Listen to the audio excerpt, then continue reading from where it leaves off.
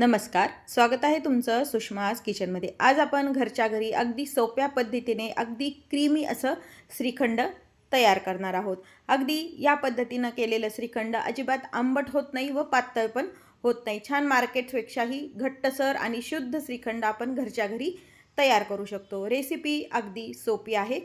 Recipe शेवटपर्यंत बघा। रेसिपीला लाईक करा, चॅनलला सबस्क्राइब करा, तसेच बेल नोटिफिकेशन पण ऑलवर प्रेस करा। आता आपण श्रीखंड बनवायला सुरुवात करूया।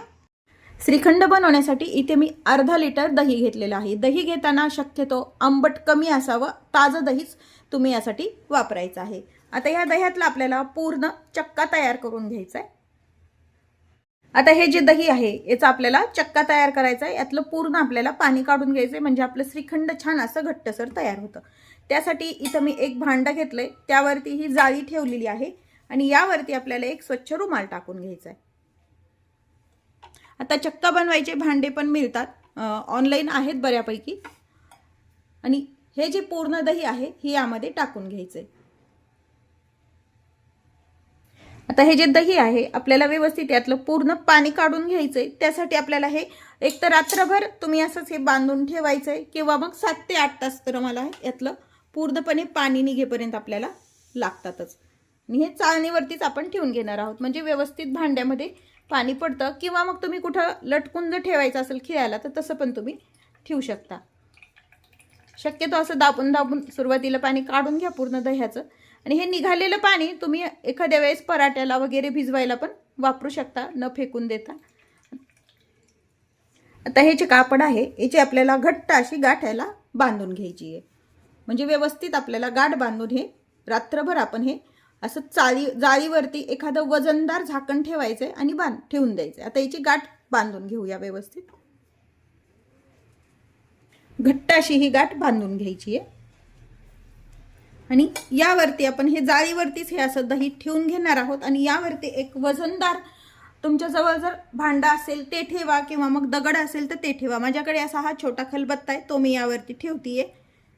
आणि पूर्ण 7 ते 8 तास किंवा मग रात्रभर हे मी हे असंच ठेवणार आहे। दही जर आंबट व्हायची शक्यता असेल तर हे तुम्ही फ्रीजमध्ये पण ठेवू शकता।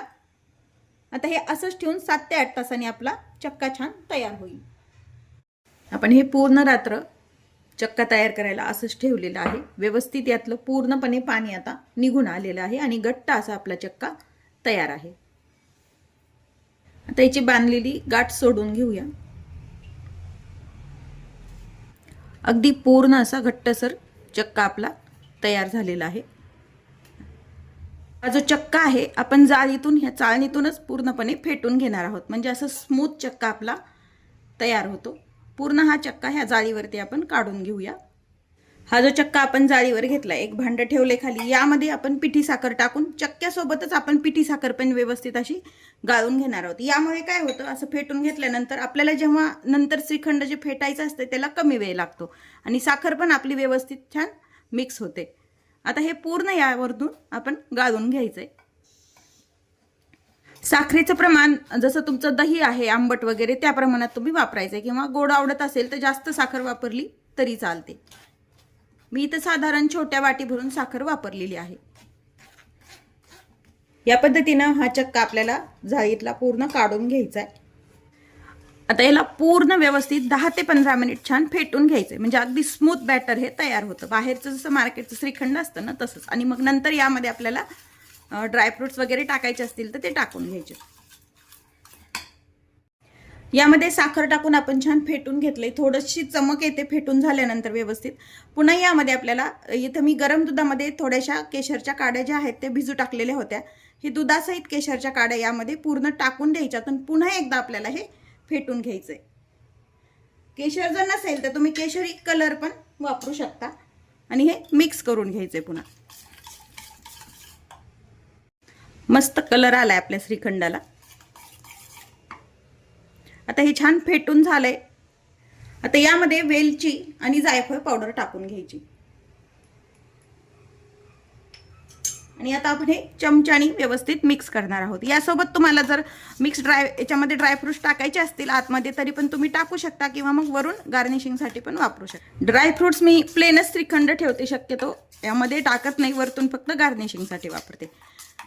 आता हे वेलची पावडर आणि जायफळ टाकून छान मिक्स करून घेतलेलं आहे आपण. हे पाहू शकता तुम्ही, अगदी स्मूथ असं हे श्रीखंड छान तयार झालेलं आहे. मस्तपैकी आपलं घरच्या घरी दाटसर अगदी घट्टसर असं श्रीखंड तयार आहे. यामध्ये तुम्ही जर आम्रखंड करायचं असेल तर यामध्येच तुम्ही आंब्याचा रस वगैरे घातला तर त्याचा आम्रखंड तयार होतं. वरतून थोडेसे मिक्स ड्रायफ्रुट्सचे काप टाकून घ्या आणि काही केशरच्या काड्या.